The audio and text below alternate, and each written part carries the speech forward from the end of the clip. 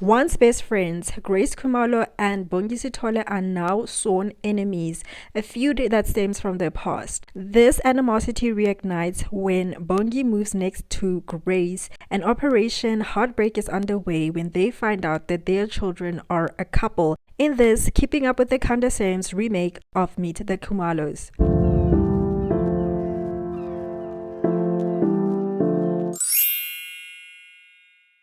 Hey everybody, welcome or welcome back to the channel. If you're new here, what's happening? I'm so excited to have you here, and if you're returning, of course, it's always a bliss with you guys. I always have fun. Thank you so much for joining me once again. If you are new, you haven't subscribed, please do consider subscribing before we continue on with this video. With all that said, let's get into it.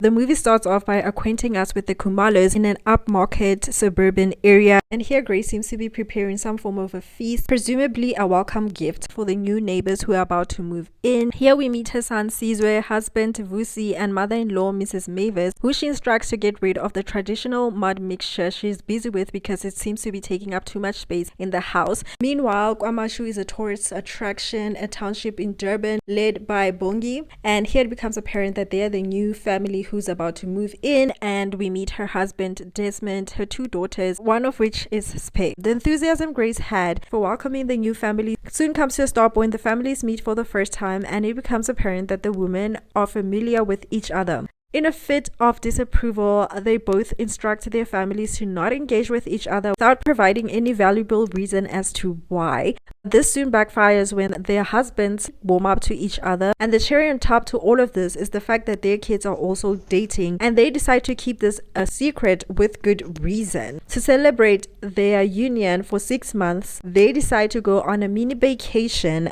However, Bongi finds them engaging with each other, and she informs Grace, who finds it hard to believe at first, but eventually the women track them down and they set out to sabotage their trip. Eventually the women have to apply multiple tricks to get them to budge, and one of the strategies is to set them up with candidates they deem suitable. And this is where we meet Charlotte, who is part of Grace's study group from church, and a family friend of the Sitholes and wannabe rapper Zakhele, aka Zex Wabantu, comes into the picture. For the rest of the movie, the question then becomes, will Sizwe and Spay finally crumble, or will the women just break their kids apart for no apparent reason, and will they be able to eventually also mend what is already broken?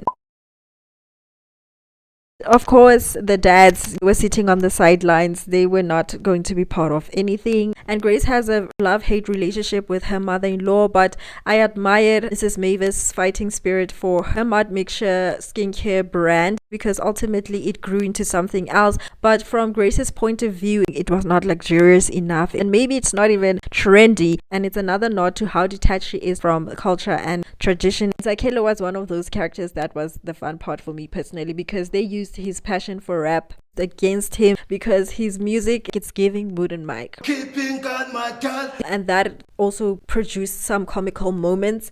His journey was also relatable to an extent, you know, people just trying to push. Charlotte is just a representation of the preference Grace has for her son. I also loved the way the actress also depicted her. The couple comes from complete different worlds. Spay is more rooted in her heritage and she embraces her culture, whereas Sizwe's family has adopted a more modern lifestyle, and according to them, this difference is what makes them stronger. But at the end of the day, this is also the point of conflict within their relationship. And through Sizwe's character, the film explores grappling with cultural identity for young people in this era, and this difference also transcends over to their parents. We see Grace, who's more ultra strict, pretentious, and she comes from wealth, whereas Bongi is more laid back. She has a don't care attitude and she just loves to eat. Okay, all in all of the actors conveyed what was necessary for the plot and for the characters, so they really did a great job in that regard. The mother's outrageous methods in achieving their goals were also used for humorous moments. The wordplay and some incorrect phrases all in all achieved the humor in this movie. They also made some references to pop culture, and staying true to that was throwing some jabs at Kangimbao. I don't know if it was improvisational or if it was intentional. Ironically enough, the women basically got closer even though they wanted nothing to do with each other from the onset. Lastly, another thing to look forward to is the film score featuring original music that is performed by the actors Fospe and Sizwe, which was a nice touch. It's a quick watch, so if you just want something to relax to, I suggest you just check it out, because yeah, they did really well in the humor department. But if you have checked it out, do let me know what you think. And if you really want to go into the deeper meaning, it's also just a look into family, forgiveness, reconciliation, and love. Thank you so much for being here, and do let me know also what on Netflix are you interested in, because I do know for actual natural factual that we also watch other things, because right now you can literally watch anything. We just switch on our subtitles, because I would like to also spread a bit wider, if you will. But I also just want to know if that is something that would be of interest to some of you guys. So do let me know what you guys watch over there on that platform, or just in general what you watch. Thank you so much for being here. I'll see you guys in the next video. Don't forget to hit that subscribe button and to like this video, please, and to engage with me in the comment section. And I'll see you guys next time. Cheers for now.